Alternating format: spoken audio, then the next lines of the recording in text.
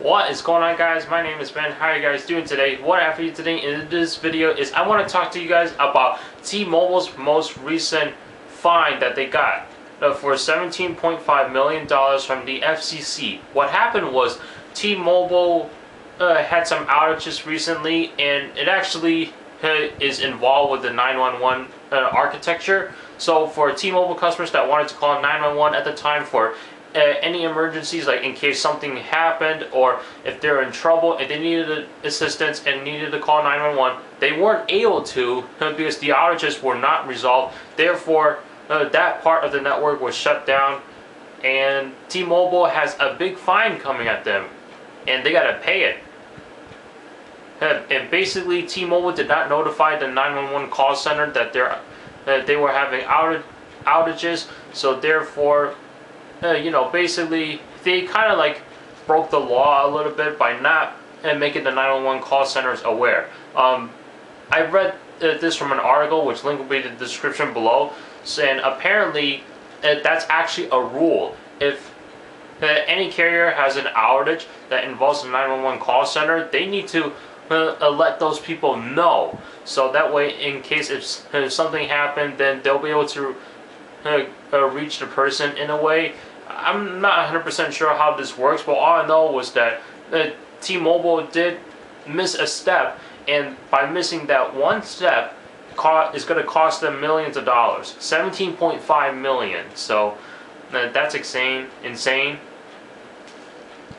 I mean, not every company is perfect, of course, and yeah, it's kind of hard to maintain your networks or anything, and that's required to run 24/7, and one small little problem can become a big problem these days. So in T-Mobile's case, I don't know what you would consider it as. I already consider this a big problem because if somebody's in trouble, how are they going to reach out for emergency if they can't call that particular station? In fact, it sounds like people's phones on T-Mobile's network were able to operate on their network. They just couldn't call for emergencies. And that's a big issue, because if you can't call for help and you're in trouble, and if something happens, T-Mobile is the one to be blamed for, because their service was not running at the time. Therefore, you are not able to reach out to somebody. Therefore, you got stuck pretty much. And this is a concern. And me personally, I wouldn't go with T-Mobile's service in the first place, because, yeah, I looked at their coverage before. I don't feel like they have a lot of coverage everywhere in the whole country of the United States. But I do know that they have good deals, so that's why T-Mobile has some business coming in, because they have a good deal on prices in terms of plans, data plans, mobile share plans, lines, whatever the case may be. A lot of people like T-Mobile from what I've heard, because it's a good deal. It's just that as people are riding into certain towns, they're either going to have no service or maybe very little service, but at the same time, they have a nice feature called Wi-Fi calling. But if their service really affects people in a certain way that can possibly harm them or cause them to get harmed, then me personally, I wouldn't go with the carrier at all. But I'm sure this can be fixed, and maybe T-Mobile wasn't really looking at this carefully, therefore it just let it happen. So hopefully they learned their lesson. I mean, I've seen lawsuits before of carriers that were fined for a certain reason, just like AT&T. I think I did this video like maybe a few months ago. I remember talking about how some of AT&T's employees are actually stealing customers' information, their social security, their addresses, whatever the case may be. I remember Verizon doing something too. I forgot what they did. Sprint, I'm pretty sure it did something, but I haven't heard anything yet from Sprint.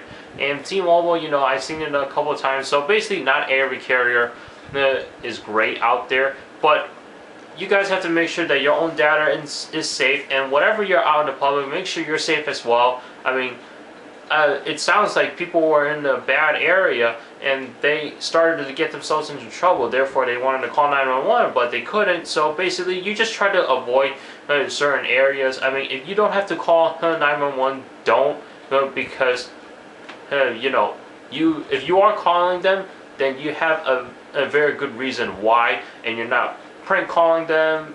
You're not just calling for a chit chat, because these people, don't have time for these little games that people like to play. If you're in a really big emergency, then that's when you call. If you're all right, you're not in a big emergency, and whatever issues you have, you can handle it on your own. Do not call that number. And if you do, then I hope you have a very good reason to, and you're not just pestering them. And if you can't reach out to them, then try to find another phone somewhere else, and then if you can get a response, then definitely go to your carrier and ask them, okay, what's going on? How come my phone, I can't call the emergency number? So yeah, just pretty much be careful out there, guys. And just try anything. If you have to reach somebody, do whatever you can. Don't just rely on that one device to let you reach somewhere, and next thing you know, you're stuck, and then I don't know, something can happen. Just be safe, guys, because you never know when something like this can happen, and you don't know when the company is going to realize this is happening, and you don't know how long it's going to take for them to fix it. So what do you guys think about this? Leave your comments down below. I'd like to see what you guys think. And have you guys ever been in this situation before? I mean, definitely let me know, because I'm curious to see like how many people have been through this. Thanks so much for watching. Please subscribe, rate, comment. Also check the description below for my social media links, Twitter and Instagram. I'll see you in the next one. Take care.